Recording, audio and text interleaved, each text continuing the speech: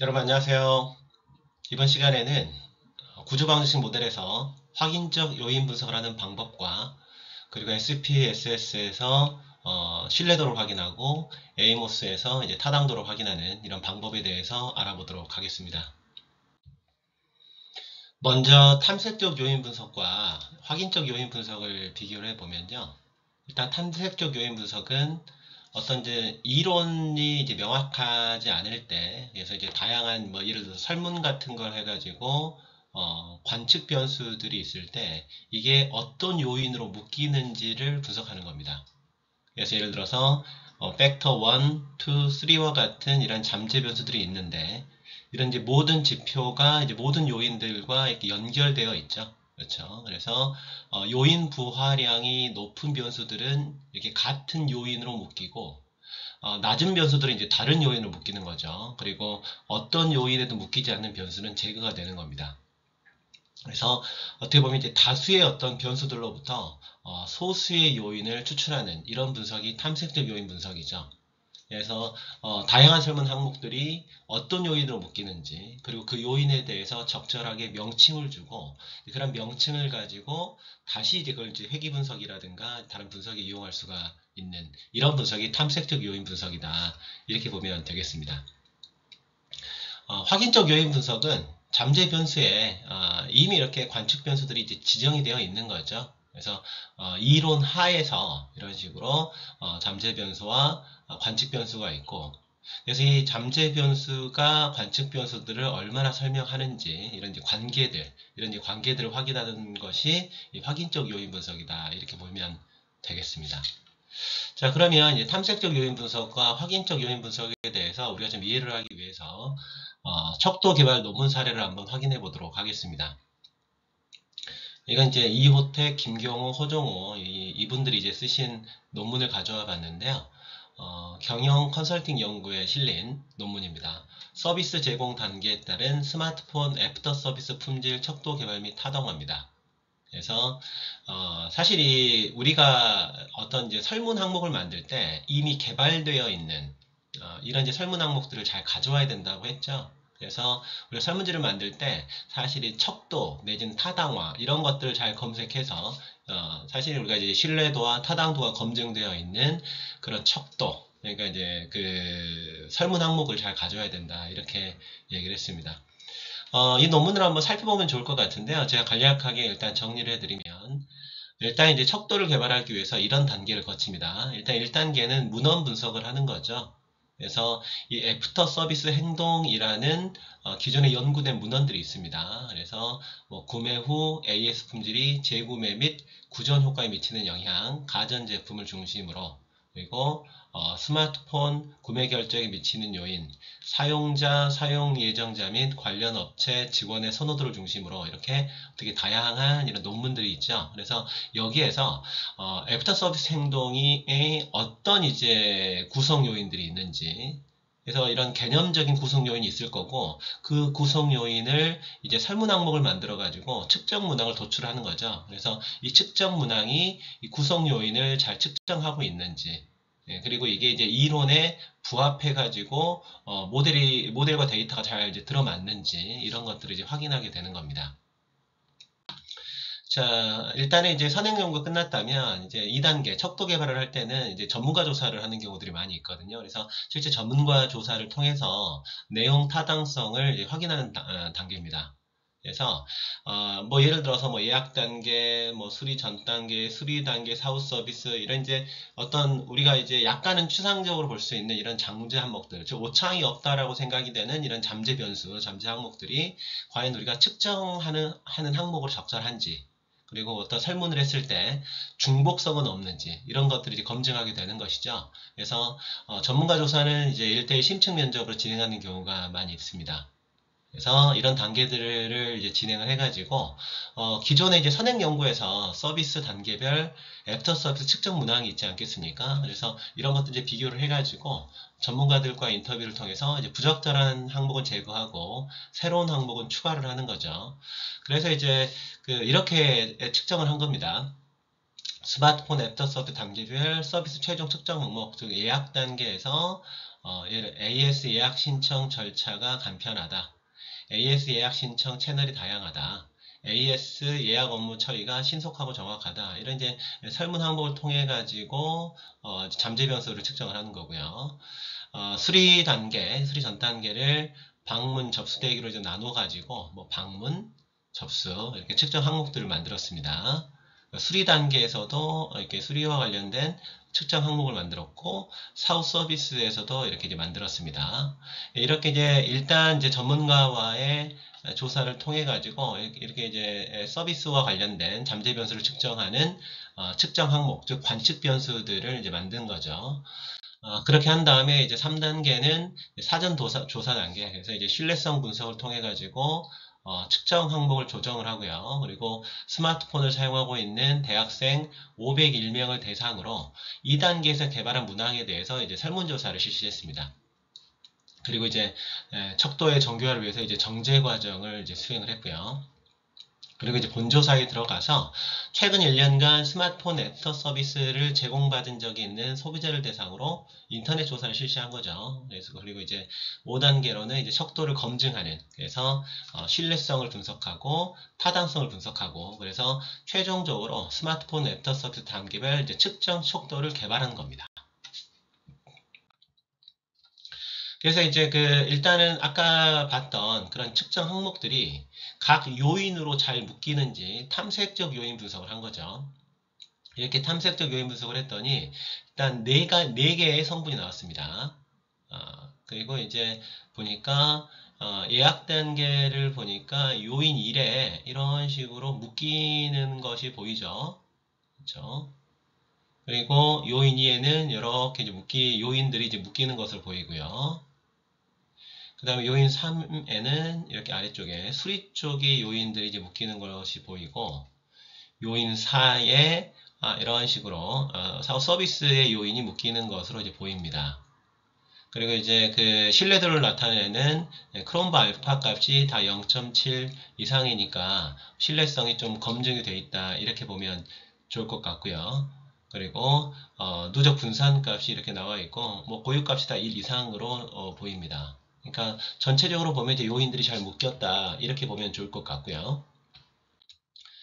그 다음에 이제 이거를 이제 이론에 맞춰가지고 우리가 이제 과연 이 모델이 과연 적합한지, 그리고 데이터와 모델이 잘 들어맞는지, 이런 것들을 이제 확인적 요인 분석을 통해서 하는 겁니다. 그래서 뭐 각 측정 항목들이 있죠. 이 관측 변수들이 어떻게 보면 이제 단계를 설명을 하는데, 어떻게 보면 표준화된 이 요인 부하량이 일단 0.5 이상이어야 되고요. 그리고 이 크리티컬 레이셔, 이게 이제 통계적으로 좀 유의해야 되고, 그 다음에 이제 이 CR 값이 0.7 이상, AV 값이 0.5 이상, 이렇게 되면 우리가 이제 집중 타당도가 있다라고 이제 얘기를 하는데요. 이제 다 이런 것들이 좀 들어맞아 가지고 집중 타당도가 있다라고 우리는 볼 수 있습니다. 자, 여기에 대한 것들은 제가 이제 뒤에서 이제 확인적 요인 분석에서 보다 자세히 설명을 드릴 겁니다. 그리고 여기에 대한 거는 제가 뒤에 내용을 좀 이렇게 설명을 해놨으니까 이건 이 내용은 교재를 보시면 될 것 같습니다. 예를 들어서 예약 단계의 경우에 각 항목의 표준화된 요인 로딩 값은 0.816에서 0.880 사이니까 모두 0.5 이상입니다. 이거는 각 요인이 항목을 잘 설명하고 있음을 시사를 합니다. 그렇죠? 그러니까 요인들이 각 관측 변수들을 잘 설명하고 있다라는 거를 의미를 하고요. CR 값, 구성 신뢰도는 0.7 이상이면 되는데 0.928로 높아서 일단 요인의 신뢰성이 매우 높고, 그리고 AV 값, 평균 분산 추출 값인데요.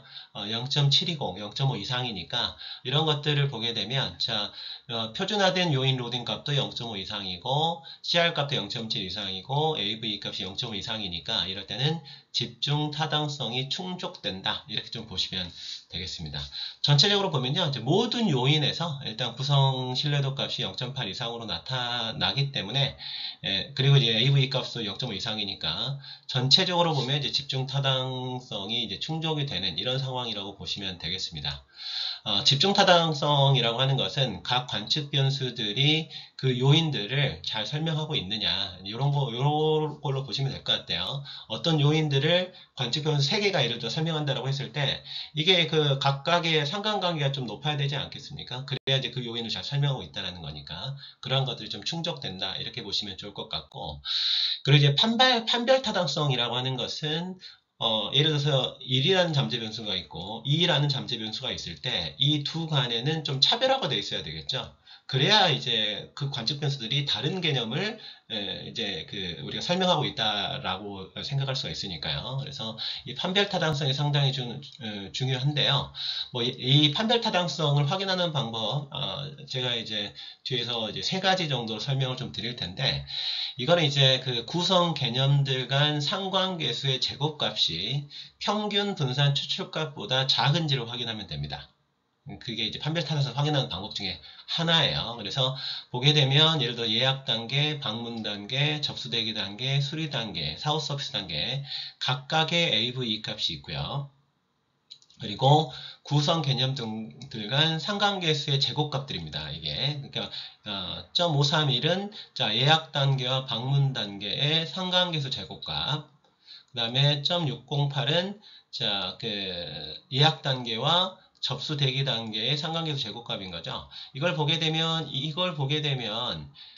사실은 그 예약 단계의 평균 분산 추출값, 이게 이제 모든 그 상관계수 제곱보다 더 크다라는 사실을 알 수가 있죠. 판별 타당성이 확보가 되어 있는 거죠. 즉, 이 예약 단계에 대한 그 요인이 다른 요인, 방문 단계, 접수 대기 단계, 수리 단계, 사업 서비스 단계와 확연하게 구별이 된다라는 겁니다. 그러니까 이제 측정 항목이 잘 구성이 되어 있다라는 걸로 볼 수가 있는 거죠. 마찬가지로 방문 단계의 AV 값은 0.599인데요. 이게 그 0.531, 564, 282, 291 이거보다 다 크죠? 자, 이러니까 마찬가지로 방문 단계도 판별 타당성이 확인이 됐고요. 3번의 경우에도 그 접수 대기 단계 AV 값이 0.707인데, 자, 이 1번 그 3과 1, 3과 2, 3과 4, 3과 5 여기에 있는 상관계수 제곱보다 더 크잖아요. 이런 식으로 이제 보니까 전체적으로 개념 간의 판별 타당성이 확보가 되어 있다. 우리는 이렇게 얘기할 수 있습니다. 자, 그래서 이제 우리가 어떻게 보면 이제 이 탐색적 요인 분석과 확인적 요인 분석에 대한 것들, 이걸 다 이제 확보하고 있는, 이걸 다 담고 있는 논문을 살펴봤고요. 자, 그렇다면 이제 확인적 요인 분석은 어떻게 수행을 해야 되느냐? 일단은 우리가 이제 구조방정식 모델을 일단 설정을 하게 되는 거죠. 일단은 이론적 모델을 설정하게 됩니다. 그래서 이제 분석할 요인 구조를 이제 정의를 하는 거죠. 그리고 각 관측 변수, 실제 설문 항목으로 보시면 될 겁니다. 즉 측정 항목들이 어떤 잠재 요인에 대응하는지를 설정해야 되겠죠. 이론에 근거해서 뭐 예를 들어서 이제 소비자 만족이라는 잠재 요인이 있다면 이걸 어떻게 측정할 거냐, 각 관측 변수들, 이 측정 항목들에 대해서 우리가 이제 모델을 좀 설정해주는 이런 부분들입니다. 그래서 이렇게 이제 연구 가설과 이론에 기반해서 변수 간 관계, 즉 요인 로딩을 결정하고 잠재 변수와 관측 변수를 연결하는, 이게 이제 1단계로 볼 수가 있겠죠. 그래서 이제 어떻게 보면 이제 연구 모형을 잘 만들어야 될 것이고, 자, 두 번째, 일단 이제 모델 식별이 필요합니다. 그래서 모델 내에 모든 경로와 모수에 대해서 유일한 값이 수정될 수 있는지 확인을 해야 되는데요. 이게 이제 그러니까 유일한 해가 존재해야 되는 건데, 이러려면 일단 정보가 좀 많아야 됩니다. 그래서 자유도가 일단 0 이상이어야 되고요. 그리고 하나의 잠재 변수가 있다면 적어도 3개 이상의 관측 변수, 즉 설문 항목이 3개 이상이어야 된다는 거죠. 잠재 변수가 하나가 있다면 적어도 3개 이상의 관측 변수와 연결되어 있어야 모델이 안정적으로 식별될 가능성이 높습니다. 그리고 이제 이건 이제 에이머스에서 자동적으로 해주는데, 우리가 이제 잠재 변수와 연결되어 있는 관측 변수 중에서 하나의 경로 개수를 1로 고정을 했죠. 그러면 나머지 관측 변수, 그러면 예를 들어서 뭐 만족이라는 잠재 변수가 있을 때 그걸 측정하는 만족1, 만족2, 만족3이라는 관측 변수가 있다고 가정해 보겠습니다. 그러면 이제 사실은 그 만족이라는 잠재 변수가 만족1이라는 관측 변수를 관측 변수의 경로 개수를 1이라고 했을 때 만족이 만족3에 이제 들어가는 경로 개수, 그러니까는 어떻게 보면 요인 로딩 값을 볼 수가 있을 건데, 그러니까 상대적으로 만족과 만족일 관계가 1이라면 다른 것들은 상대적으로 어느 정도의 영향을 미치는지를 우리는 이제 확인할 수가 있거든요. 이렇게 하기 위해서 우리는 이제 잠재 변수와 연결된 관측 변수 중 하나의 경로에서 1로 고정하게 되는데, 이렇게 되면 이제 잠재 변수가 고유 척도를 가질 수 있게 됩니다. 자, 그리고 이제 이것까지 했다면 이제 세 번째는 우리가 데이터를 연결하는 작업을 하는 거죠. 그래서 이제 우리가 그 이제 확인적 요인 분석 모델을 만들어서 이제 모델 식별까지 했다면 거기에 이제 데이터를 입력을 해가지고 이제 변수 간의 관계를 추정하게 됩니다. 그리고 이제 네 번째는 모델 적합도를 확인하게 되죠. 그래서 그 모델이 데이터에 적합한지를 평가하기 위한 다양한 지표들이 있습니다. 이거는 제가 이제 다음에 따로 다룰 건데요. 오늘은 이제 신뢰성과 이제 타당성을 얘기를 할 거고.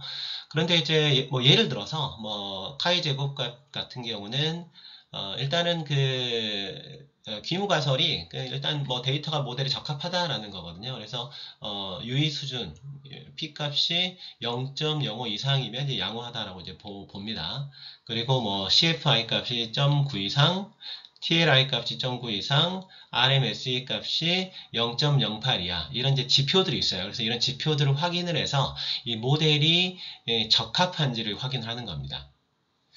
자, 이 단계를 거쳤다면 다섯 번째는 이제 요인 로딩 값을 확인을 하고 신뢰도를 검토하게 되는데요.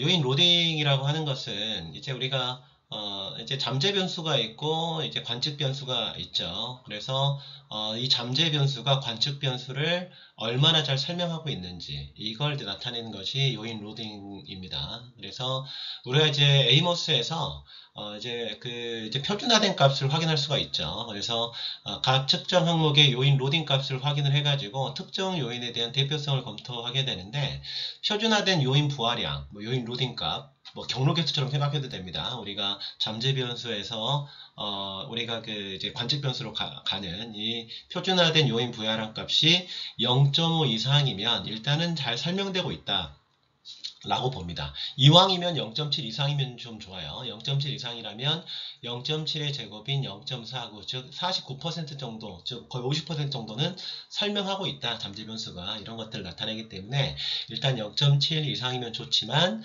0.5 이상이더라도 논문에 실린데는 큰 문제가 없다. 이렇게 보면 좋을 것 같고요. 그리고 이제 CR 값이나 평균 분사 추출값, 그리고 이제 크롬바 알파값 이런 것들을 확인해 가지고 이제 신뢰성을 검토하게 됩니다. 일반적으로는 이제 크롬바 알파 값이 0.7 이상이면 기본적으로 이제 내적 일관성을 확인하는 이제 신뢰도가 검증되어 있다 이렇게 이제 얘기를 하고요. 그리고 이제 CR 값 0.7 이상, AV 값이 0.5 이상일 경우에 신뢰성과 집중 타당도가 있다라고 얘기하기도 합니다. SPSS에서 이제 크롬바 알파 값을 확인하는 방법은 제가 이제 그 실습 영상에서 이제 얘기를 해드리도록 하고요. 그리고 여섯 번째는 이제 수정지수를 확인하고 모델을 수정하는 이런 단계를 거칩니다. 이 수정지수라고 하는 것은 이제 모델의 적합도를 개선할 여지가 있는지 이걸 이제 검토하는 건데요. 일단 기본적으로 에이모스에서 우리가 이제 분석을 하게 되면 이 모델 어떤 식으로 하게 되면 모델 적합도가 개선이 되는지 이걸 알려주죠. 그래서 만약에 이제 높은 수정 지수가 있다라고 하는 것은 뭐 여기에서 잠재 변수가 뭐 경로를 추가한다거나 경로를 조정한다거나 아니면 제거한다거나 오차 한간에 상관을 허용한다거나 이렇게 했을 때 모델 적합도가 개선될 수 있다라고 이제 정보를 줍니다. 그게 있다고 해서 꼭 모델을 이렇게 바꿔서는 안 되고, 이 수정 같은 경우는 이제 당연한 얘기지만 가설을 검토하는 차원에서 수행을 해가지고요. 반드시 이론적 근거가 있어야 됩니다. 그래야 이제 연결을 하는 것이 의미가 있는 것이지, 뭐 이론적 근거가 없는데 무조건 뭐 경로를 줘가지고 모델을 수정한다? 그러면 사실 그 모형 자체를 다른 사람들이 신뢰하지 않을 수도 있고, 그리고 이제 해석을 하는 게 매우 어려워질 수가 있기 때문에 당연히 이제 선행 연구 결과에 따른 근거를 확인한 다음에 이 수정 지수를 통해 가지고 모델을 수정할지 말지를 결정해야 되겠죠. 그리고 이제 타당도를 검토하게 되면은 이제 그 확인적 요인 분석이 끝나고 이 이후에 이제 경로 계수를 확인하면서 우리는 이제 연구를 해석하게 됩니다. 가설을 검증하고. 그래서 이제 요인들이 이제 타당한가, 집중 타당도가 있는가, 판별 타당도가 있는가, 이걸 이제 확인하게 되는데요. 집중 타당도는 같은 요인에 속한 항목들, 즉 관측 변수들이 잘 연관되어 있는지를 확인하는 건데, 우리가 이제 보게 되면 구성 신뢰도, CR 값이 0.7 이상, 그다음에 평균 분산 추출, AV 값이 0.5 이상일 경우에 집중 타당도가 있다라고 얘기를 하고요. 판별 타당도는 이제 서로 다른 잠재 변수들, 예를 들어 다른 요인들이 잘 구분되고 있는가 이걸 확인하는 거죠. 그래서 이거는 이제 각 요인의 AV 값이 요인 간 상관계수 제곱값보다 크다면 판별 타당도가 있다라고 얘기를 했습니다. 그래서 판별 타당도를 확인하는 방법이 뭐 세 가지가 있는데 실습은 두 가지 방법으로 한번 해보도록 하겠습니다. 자, 그렇다면 이제 이번 영상은 이제 타당도와 이제 신뢰도를 확인하는 거기 때문에 우리가 이제 타당도와 신뢰도가 어떤 개념인지를 이제 명확하게 볼 필요가 있습니다. 타당도라고 하는 것은 기본적으로 우리가 이제 측정 척도, 그러니까 우리가 측정하고자 하는 개념을 그 관측 변수들이 실제로 측정하고 있어? 이걸 나타내는 겁니다. 그래서 측정 척도가 측정하려고 의도하는 잠재 변수들을 얼마나 충실하게 측정하고 있는지 이걸 이제 나타내는 거죠. 그래서 이건 이제 무엇을 측정하고 있는지와 밀접한 관련이 있습니다. 그래서 측정 값들이 이 참값을 중심으로 분포되어 있느냐가 매우 중요하고요.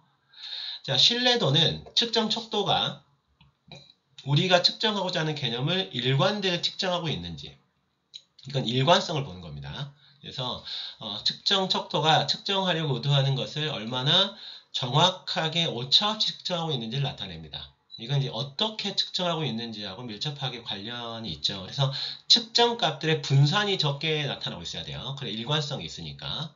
그래서 측정 값들이 참값을 중심으로 분포되어 있느냐, 이게 타당도고, 측정 값들의 분산이 적게 나타나고 있느냐, 이게 신뢰도라고 볼 수가 있습니다.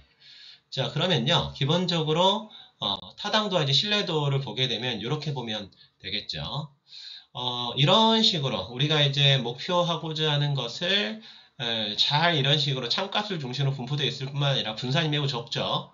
이럴 경우에는 이제 타당도와 신뢰도를 모두 갖춘 경우라고 볼 수가 있는데, 가운데 있는 것은 타당하지만 신뢰할 수 없는 측정 척도라고 볼 수가 있습니다.